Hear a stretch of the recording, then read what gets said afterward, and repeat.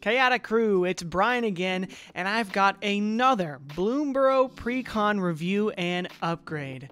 This time we're going over the Jeskai Precon, Family Matters, all about making tokens and enter the battlefield triggers, making our commander pretty big as well as swinging in. If you want to win a copy of this Family Matters Precon, make sure to leave a comment in the section below letting me know what your favorite bird of all time is. Has to be falcon for me. I'm a big falcon man, and I mean, corvids are nice too. I like crows, ravens, all those kinds of birds are really cool. So there's definitely a lot of cool ones to choose from. Be specific. Tell me what specific bird is your favorite in the comment section below. We're going to choose a winner 2 weeks from the live date of this video on our Twitch channel, twitch.tv/chaoticcommandermtg. So 2 weeks after this video goes live, we're going to be revealing a winner on stream. Make sure to check that out and follow so you can stay tuned for that. And make sure to like and subscribe to the YouTube channel as well so you don't miss any future Precon upgrades, and so that you can also make sure to check out the ones we've already posted. But let's get right into this deck. Like I said, we are making tokens. The commander is Zinnia, Valley's Voice, 3 mana for a 1/3 flyer. Zinnia gets +X+O, where X is the number of other creatures with base power 1 that you control, and then it also gives creature spells you cast Offspring 2. So if you're not familiar with the Offspring mechanic, it's brand new to Bloomburrow, and whenever you cast a spell, you may pay an additional 2 mana, because it's Offspring 2, and if you do, when that creature enters the battlefield, you make a 1/1 token copy of it. So it's a really great way to get extra enter the battlefield triggers, and it's also an easy way to make copies of really strong creatures in general. Right off the top of my head, I'm thinking Populate is a great mechanic to go with this deck, because you're going to be making even more token copies of your really powerful creatures, or your great value creatures, right? You're going to be wanting lots of mana as well, because giving your creatures Offspring 2 means if you want a copy, you're going to have to pay 2 more mana each time. So maybe not double spelling or triple spelling as much in this deck until we get to that later game part, which is totally fine. You know, getting 2 copies of a creature can definitely, you know, help benefit that. So let's see what this Precon has in store, and then I'm going to tell you 15 cards I'd recommend taking out, and then 15 cards that we're going to put in and make this a stronger deck. First up, we have Agate Instigator. Don't know how to pronounce that, but it doesn't matter because it's a really good card with 1 and a red for a 1/3 lizard rogue. It has Offspring as well, but it, you know, if we don't have the extra red, we could actually just use the Offspring from our commander's ability, which is kind of nice. But whenever another creature you control enters, this creature deals 1 damage to each opponent. That is super strong. It's like an impact tremors on a creature, and if you have the Offspring, you're making a second token copy of it. But what's great is that because Offspring is when it enters the battlefield, this will enter, you'll get the token copy if you paid for Offspring, and then when that enters, this one will deal 1 damage. So you're getting 2 bodies and a damage for 4, and then everything else that enters on your turn, or that just enters in general, is going to be burning your opponents for 2. So this can get out of hand pretty quick. Jacked Rabbit is a fun card. You pay X, 1 and a green, or green, X, 1 and a white for a 1/2 rabbit with Ravenous. This creature enters with X when one counters. If X is 5 or more, you draw a card when it enters. And then whenever Jacked Rabbit attacks, create a number of 1/1 white rabbits equal to its power. The thing with it, Offspring doesn't quite work with this, I think, because the Offspring makes a token copy when it enters. You're not going to be getting the counters that you put into X. So maybe not the best for a commander, but it is making a bunch of 1/1s, and it is also a base power 1, which will be buffing our commander as well. So going more into the token theme here, even though you maybe don't want to Offspring it, that's okay. We also have Loyal Warhound, helps us get more planes out if one of our opponents has more lands than we do. Ornithopter of Paradise is a 0/2 mana dork. I mean, sure, if you want to make a copy of it, go for it. Plume Creed Escort, Flash Flyer from the main set. When it enters, target creature you control gains hexproof until end of turn. It's a 2/1. It doesn't really fit what our commander's doing. Maybe if they're targeting multiple things, you could Offspring it in. I don't know. This may be one I cut here. Polywog Prodigy is an interesting new card from this deck. It's a 1/3 for 1 and a blue with Evolve. So whenever a creature we control enters, if it has greater power or toughness than this creature, put a 1/1 counter on it. And then whenever an opponent casts a non-creature spell with mana value less than Polywog Prodigy's power, you draw a card. So this is interesting. We'll talk about this later. We're going to get to it later for sure. It's a good card. Does it really fit in this deck? I'm not so sure. Selfless Spirit, really solid. It is a 2/1 flyer for 2 mana, and you can sacrifice it. Creatures you control can indestructible until end of turn. So if you have the mana to offspring it, you have essentially 2 of these abilities, which can definitely be helpful. Spirited Companion is just 2 mana to enter the battlefield, draw a card. It's a 1/1 itself. You just pay 2 extra mana, you can draw another card. Tetsuko Umezawa makes creatures we control with power or toughness 1 or less unable to be blocked, which is very nice for our offspring tokens. Aether Channeler, when it enters the battlefield, you get either a 1/1 bird, return a permanent to its owner's hand, or draw a card. It's very good in this deck. And since we're going to be getting multiple enters triggers with offspring, we can do 2 or, you know, pick and choose what modes we want. It's definitely nice there. Blade Splicer, when it enters, you get a 3/3 Phyrexian Golem, and it also gives golems we control first strike, which is nice. Circuit Mender, when it enters, we gain 2 life, and then when it leaves the battlefield, we draw a card. It's a pretty decent card, especially if you have ways to abuse that leaves the battlefield trigger. I don't know if we do have that in this deck, so this might be one I take out. Combat Celebrant, a fantastic card. It's going to give us extra combats. Devilish Valet, with some of these token producers we have, is going to be massive. And if we have a token copy of it, it's going to get it's going to get very, very big. And we're going to have 2 of them, and they're going to just be dealing lots of damage. Hanged Executioner is a fun one. When it enters the battlefield, you get a 1/1 white spirit with flying. And if you're going to make an offspring, you're essentially getting 4 spirits for the price of 5 mana. I think that's a pretty good rate right there. And later on, you can even pay for an exile Hanged Executioner to exile target creature. So pretty solid removal on bodies, which is kind of what we want in a creature-based deck like this one. Inspiring Overseer, you're going to draw a card and gain life when it enters, and having a copy is always nice. Rapid Augmenter, a new card from the deck. Whenever another creature you control with base power 1 enters, it gains haste. So this is giving all our offspring tokens haste. And then whenever another creature we control enters, if it wasn't cast, put a 1/1 counter on it, and it can't be blocked this turn. So this is going to grow big with all the tokens we're producing, and it's going to give all the tokens we produce haste. So this can get pretty big pretty quickly. Skyclave Apparition is solid. It's just removal, especially amazing in Commander. You exile a target non-land permanent with mana value 4 or less, and when it leaves, the exiled card's owner creates an XX blue illusion creature token. Yeah, and so the thing is, if they put their commander in the command zone, then I'm pretty sure it works if they just don't get a token copy, so that can be pretty good there. Thopter Engineer creates a 1/1 Thopter with flying, and it gives artifact creatures haste, so the Thopters we're getting off of Thopter Engineer are going to be able to swing in that turn, which is kind of nice. Curiosity Crafter works really well with Thopter Engineer. It's flying, gives us no max hand size. Whenever a token we control deals combat damage to a player, we draw a card, so that's pretty nice.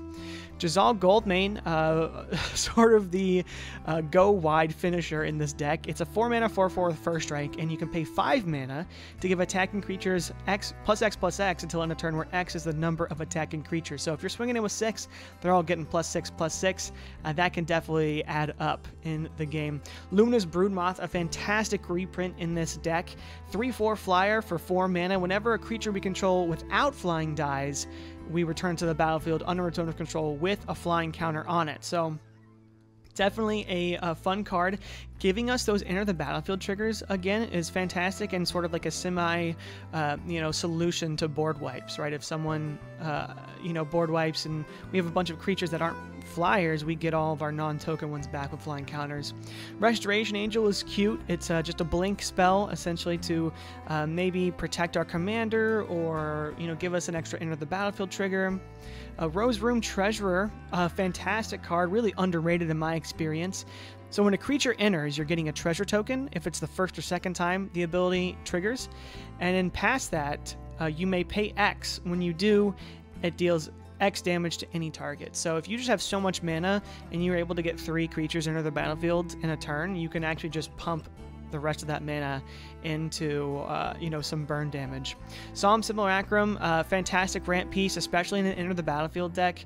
It's pretty great, and then when it dies, you draw a card, so you know, they'll just be good blockers there. Arthur Marigold Knight, the alternate commander of the deck. Pretty fun card. I really like this design. 4/5 with haste for 5 mana. Whenever Arthur and at least one other creature attack, look at the top 6 cards of your library. You may put a creature from among them onto the battlefield tapped and attacking, put the rest on the bottom of your library in a random order, and then you return that creature to its owner's hand at the end of combat. So I like this a lot, and I think it works really well with your commander, right? You're getting extra Enter the Battlefield triggers because you're getting a new creature off the top of your deck, and then it goes back to your hand, so the next turn you can play it again for another Enter the Battlefield trigger. Also, if you wanted an Offspring, now it's in your hand again, and you can cast it the next turn with Offspring. So I think, you know, people might be like, well, this is just worse, why Nota? But I think that this is actually really good in this deck, or in its own deck, and some other Enter the Battlefield decks as well. Boss's Chauffeur, fantastic card, 5 mana for a 0/0, enters the battlefield with a number of 1/1 counters equal to 1 plus the number of other creatures you control. And then whenever another creature enters, you get a 1/1 counter on Boss's Chauffeur. And then when it dies, you create 1/1 green and white citizens for each 1/1 counter on it. So another sort of board wipe protection here, right? If it's dying, you know, obviously all these exile board wipes aren't going to be doing us any favors here. But if this dies, or the token of it that we're going to be making with Offspring dies, it's going to be giving us 5, 6, 1/1 citizens, and at that point, right, that's going to make our commander massive. So pretty good there. Cloud Blazer enters the battlefield, draws 2 cards, gains 2 life. Pretty great. Illusory Ambusher, flash, and when it's dealt damage, you draw that many cards for a 4/1 for 5. I don't know about that. It's a good, you know, I see this as like an instant speed combat trick, right? If someone's attacking us, we can play this in, block, draw some cards. But holding up 5 mana for that isn't really ideal. Shield Broker, 5 mana. When it enters, put a shield on non-commander creature you don't control. You gain control of it for as long as it has a shield counter on it. I don't really like cards like this that sort of steal your opponent's cards. And even then, it's not that great, right? All it takes is to deal 1 damage to that creature, and you don't even get an Enter the Battlefield trigger from it. You can't Offspring it. This doesn't really work with our commander. Sure, we can steal 2 things for 2 more mana, but I don't know. I don't think this is super synergistic with our deck. Siege Gang Commander, on the other hand, when it enters, it's going to give us 3 1/1 red goblins, and you can pay 1 in the red, sacrifice a goblin. It deals 2 damage to any target. So if you're paying the 2 extra mana to gank, you essentially get 2 Siege Gang Commanders and 6 1/1 goblins. So you have 8 goblins in the battlefield. You're pumping up your commander. You're making lots of tokens. It's going to make your Devilish Valet huge. There's just lots of reasons why this is a good card in the deck. Inferno Titan is when it enters a battlefield or attacks, deals 3 damage divided as you choose among 1, 2, or 3 targets. I don't hate Inferno Titan. Whenever I play it, I just feel so underwhelmed by what it does. Like, sure, it can get rid of, you know, 1 or 2 things on the board, and if you have a second copy of it, that helps too, but I don't know, it seems a bit underwhelming to me. Sun Titan, not the case, especially in a deck like this where we have a lot of low to ground creatures, right? We're 3 mana value or less. Sun Titan's going to be perfect, and if we get token copies of Sun Titan, we're just going to start running away with the game. Angel of the Ruins, a fantastic Enter the Battlefield trigger. When it does enter the battlefield, you exile up to 2 target artifacts and or enchantments. And then, of course, if you are really struggling for planes, you can get that plane cycling too, especially if you have the dual land planes in there. Then Junkwinder, as the last creature of this precon, has affinity for tokens. So even though it costs 7 mana, it's pretty much going to be costing, you know, I would say around 4 on average. Maybe if you're winning really well, you get it for 2. If you top deck this after a board wipe, I'm sorry. That's all I gotta say about that. But whenever a token enters the battlefield under your control, you essentially tap something, and any non-land permanent an opponent controls, and that won't untap during their opponent's next untap step. So if you have 2 of these on the field, or even 3, you're just locking down the board because we're making so many tokens. And the token that we make with Junkwinder, the Offspring that our commander gives it, will enter the battlefield after the original enters the battlefield. So we will automatically get a trigger. So that's something to keep in mind. The deck comes with Elspeth, Sun's Champion. It's not showing the awesome mouse altar art here, but you're fantastic in the deck, making 3 1/1 tokens, destroying creatures with power 4 or greater could be good. You get an emblem with creatures you control, get +2/+2, have flying. You really don't even play it for that last ability. Sure, it can be good game closer if you have a lot of tokens on the board, and the game's kind of been going on for a while, but you pretty much are going to be getting 1/1 tokens and destroying creatures with this card. Spells that we have in the Precon: Path to Exile, fantastic removal. Rapid Hybridization, also very solid removal. It gives your opponents 3/3s though, which honestly is not terrible, but because we're making so many 1/1s, I mean, obviously the 3/3 is going to be better for us than whatever we got rid of from our opponent, but still, that's where I would watch out with this. Maybe replace this with the swords or something. I don't know. Chart of Course is good. We're drawing 2 cards, and we're pretty much going to be attacking with our commander a lot, so we're not going to be discarding a card there. Martial Coup, a very fun board wipe. We're going to create X 1/1 soldiers. If X is 5 or more, we destroy all other creatures, so this can be a bit cheeky. We can also just use it just to make a bunch or a few soldiers, right? We don't really get the May if X is 5 or more, but having that board wipe is definitely nice. Pull from Tomorrow, just a draw spell, pump an X into it. Stolen by the Fae. Return target creature with mana value X to its owner's hand. You create X 1/1 blue creature tokens with flying. So this is just another token generator, and it's sort of removal at the same time. I think it's a great rate for what it does. Cut a Deal. Each opponent draws a card, then you draw a card for each opponent who drew a card this way. This can sort of definitely gain you some favor. I think this is an underrated card too. You're in blue, so do you really need Cut a Deal? I don't know, but I like it as a card for sure.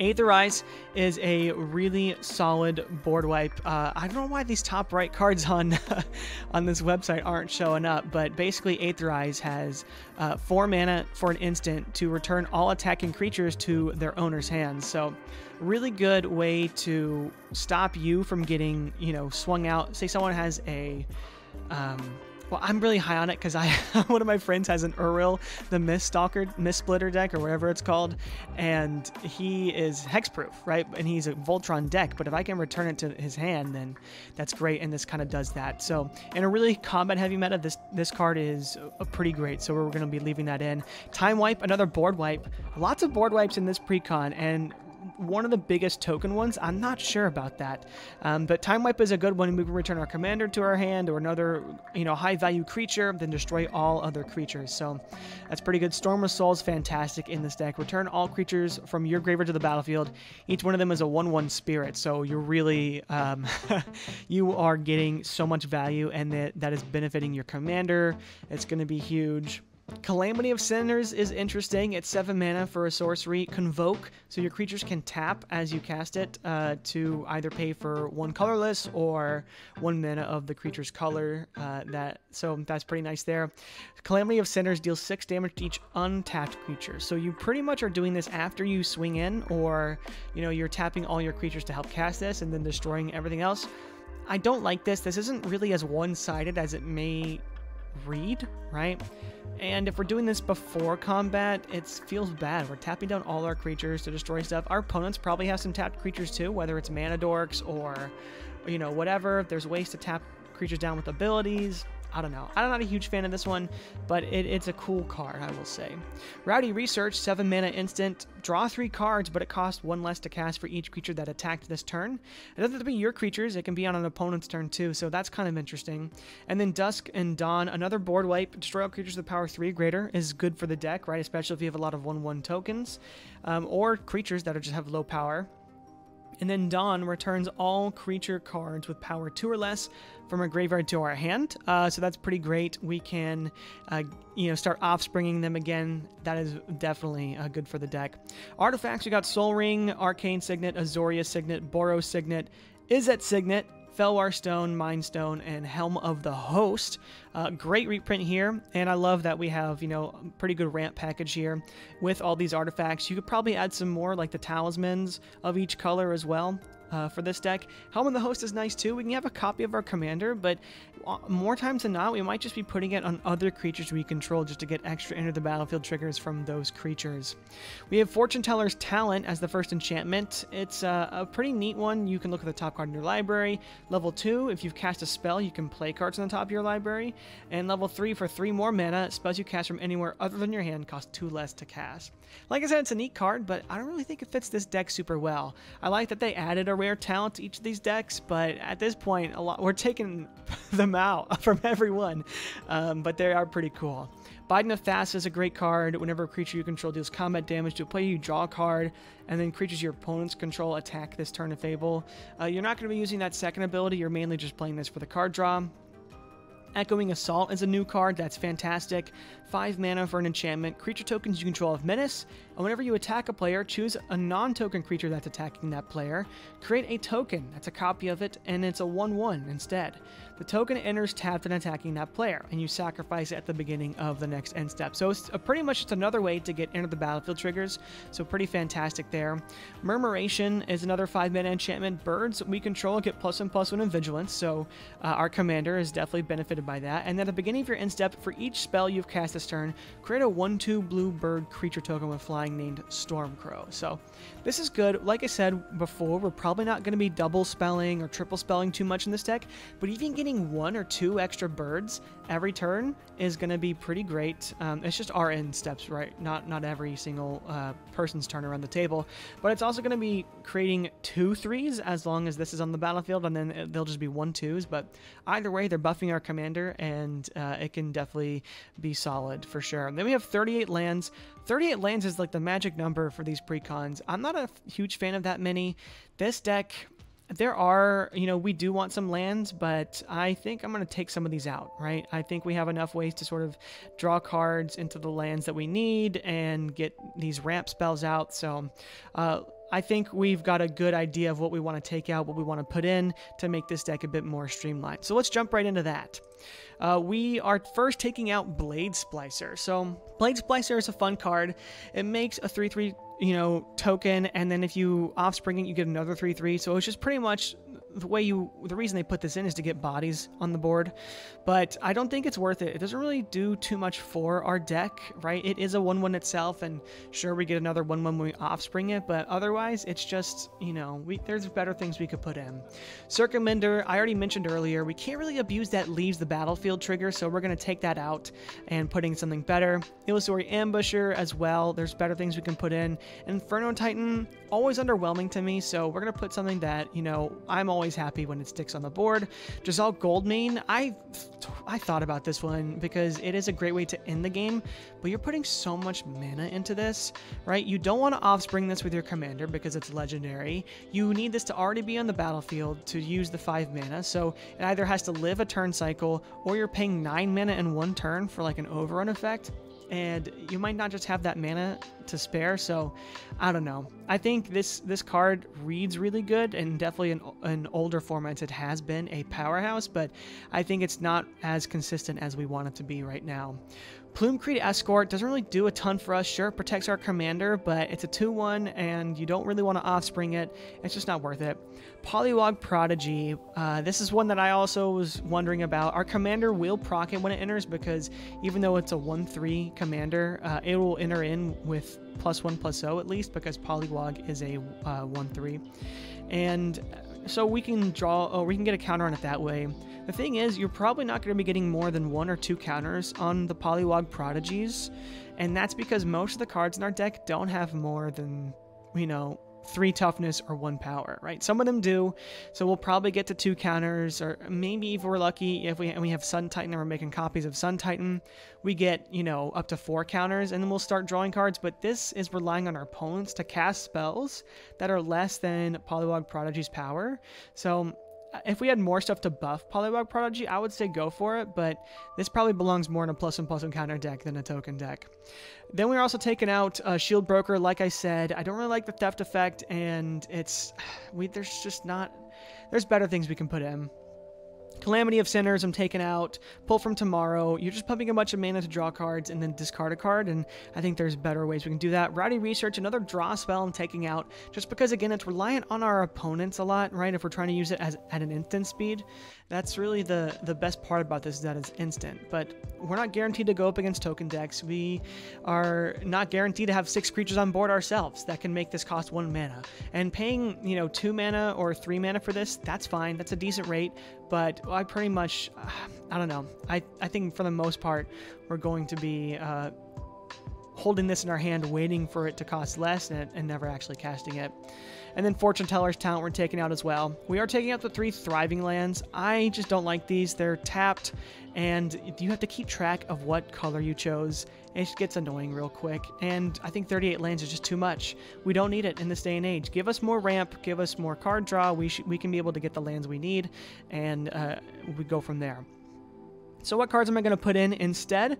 Well, we're going to start with some solid creatures. Aerial Extortionist, fantastic removal. I think this is sort of what's replacing the Inferno Titan. When it enters, you exile when it enters or deals combat damage to a player, you exile a non-land permanent. So it doesn't have to deal damage, you just exile it. And then for as long as it remains exiled, its owner may cast it.